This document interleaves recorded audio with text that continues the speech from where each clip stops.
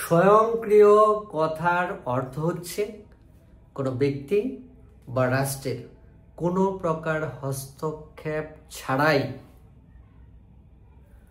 Automatically যে কার্যক্রম পরিচালিত হয় সেটাকেই বলে স্বয়ংক্রিয় কার্যক্রম। আর এই প্রক্রিয়ায় যদি কোনো পণ্য বা সেবার দাম নির্ধারণ হয় তাহলে সেটাকে বলে স্বয়ংক্রিয় দাম ব্যবস্থা। এটা সম্পর্কে ধারণা দেন অ্যাডাম স্মিথ। এখন প্রশ্ন আসতে পারে স্বয়ংক্রিয় দাম ব্যবস্থা প্রথম ধারণা দেন কি বা এটার প্রবক্তা কে? তাহলে অ্যাডাম স্মিথ। এখন বিষয়টা আমরা একটু সহজভাবে বোঝার চেষ্টা করি। ধরুন এইটা একটা গ্রাম, এই গ্রামে 1000 মানুষ রয়েছে, তারা এক্স পণ্য বুক করে। এই 1000 মানুষের এক্স পণ্যের ডিমান্ড রয়েছে 50,000 একক। কত? 50,000 একক। এবং এই গ্রামে লোকালি এই পণ্য উৎপাদনও হয়েছে 50,000 একক। 50,000 একক। এখন এই যে এই 1000 মানুষের ডিমান্ড আছে 50,000 একক চাহিদা, আর এটা উৎপাদন হওয়ায় এই 50,000 একক উৎপাদন হয়, আমাদের সাপ্লাই আছে 50,000 একক যোগান রয়েছে। এখন কোনো কারণে যেহেতু চাহিদা যোগান পরস্পর সমান, তাহলে স্বাভাবিকভাবে দাম নির্ধারণ হয়েছে প্রতিটা পণ্যের 100 টাকা। কয় টাকা? আবার একটু বোঝার চেষ্টা করি। এই গ্রামে 1000 মানুষ রয়েছে যারা এক্স পণ্য ভোগ করে, এইটার চাহিদা আছে তাদের 50,000 একক একটা নির্দিষ্ট সময়ে, আর এই গ্রাম উৎপাদন করে যোগানও দিয়েছে কত একক? 50,000 একক। চাহিদা যোগান পরস্পর সমান, এই অবস্থায় দাম নির্ধারণ হয়েছে 100 টাকা প্রতিটা পণ্যের দাম।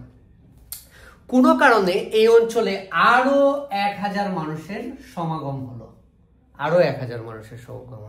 এখন 2000 মানুষ রয়েছে, চাহিদা ডাবল হয়ে যাবে, কিন্তু উৎপাদন আগের মতো থাকার কারণে যেহেতু যোগান আগের মতোই আছে কিন্তু চাহিদা ডাবল হয়ে গিয়েছে, তাই এই পণ্যের দাম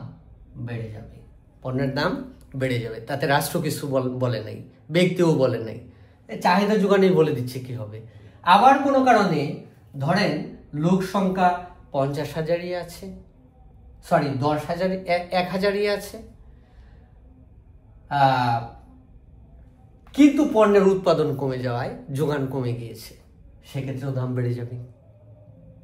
আবার বিপরীতভাবে যদি লোক সংখ্যা কমে যায়, যোগানের পরিমাণ ঠিক থাকে, সেক্ষেত্রে দাম কমে যাবে, কারণ চাহিদা কমে যাবে।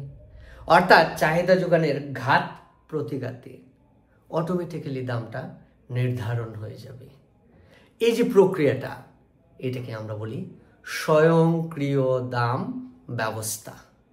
আবার কেউ প্রশ্ন করতে পারে যে স্যার, যদি এমন হয় যে পণ্যের চাহিদাও বাড়লো যোগানও বাড়লো, তাহলে চাহিদা যোগান যদি সমান হারে বৃদ্ধি পায় দাম অপরিবর্তিত থাকবে, আবার চাহিদা যোগান যদি সমান হারে হ্রাস পায় দাম অপরিবর্তিত থাকবে। আমি কি কথাটা বোঝাতে পারলাম? মানে সমান হারে যদি চাহিদা যোগান বাড়ে কমে, তাহলে দামের কোনো পরিবর্তন হবে না, অপরিবর্তিত থাকবে। কিন্তু এদের যখন অসমান পরিবর্তন হবে, তখন হয় বাড়বে দাম, না হয় কমবে। এই যে দাম বাড়া কমার ক্ষেত্রে ব্যক্তির কোনো প্রকার হস্তক্ষেপ থাকছে না, রাষ্ট্রের হস্তক্ষেপ থাকছে না, সরাসরি চাহিদা যোগান এটার মধ্যস্থতা করছে। এই যে ব্যক্তি বা রাষ্ট্রের হস্তক্ষেপ ছাড়াই চাহিদা যোগানের ঘাত প্রতিঘাতে স্বয়ংক্রিয়ভাবে একটা দাম নির্ধারণ হয়ে যায়, এইটাকে অর্থনীতিতে বলে স্বয়ংক্রিয় দাম ব্যবস্থা। বিষয়টাকে আমরা চাইলে চিত্রে দেখাতে পারি, খেয়াল করলে আমরা দেখব এদিকে এক্স দ্রব্য, এদিকে দাম, এদিকে কোয়ান্টিটি। খেয়াল করব স্বাভাবিকভাবে চাহিদা রেখা বাম থেকে ডানে নিম্নগামী, যোগান রেখা ঊর্ধ্বগামী, এরা এই বিন্দুতে মিলিত হয়েছে, তার মানে এখানে চাহিদা যোগান সমান হয়ে গিয়েছে, তাই এখানে দাম নির্ধারণ হবে P1। পরিমাণ নির্ধারণ হবে ও Q1। কোনো কারণে ওই যে একটু আগে যেটা বললাম, যদি দাম বেড়ে যায়, P2 হয়, তাহলে আমরা খেয়াল করব চাহিদা আছে এতটুকু, যোগান এতটুকু। চাহিদার চেয়ে যোগান অনেক বেশি আছে, তাহলে চাহিদার চেয়ে যেহেতু যোগান বেড়ে গিয়েছে, এই দাম আর টিকবে না, এটা স্বয়ংক্রিয়ভাবেই কমে যাবে। আবার যদি দাম কমে আমরা চিন্তা করি OP3 তে, তাহলে এখন খেয়াল করবো এটা যোগান রেখা, যোগান আছে P3C আর চাহিদা আছে P3D। যোগানের চেয়ে চাহিদা অনেক বেশি আছে, বিক্রেতারা যখন দেখবে বাজারে ব্যাপক ক্রেতা আছে কিন্তু সেই তুলনায় পণ্য নাই, তারা এই দাম আবার বৃদ্ধি করবে।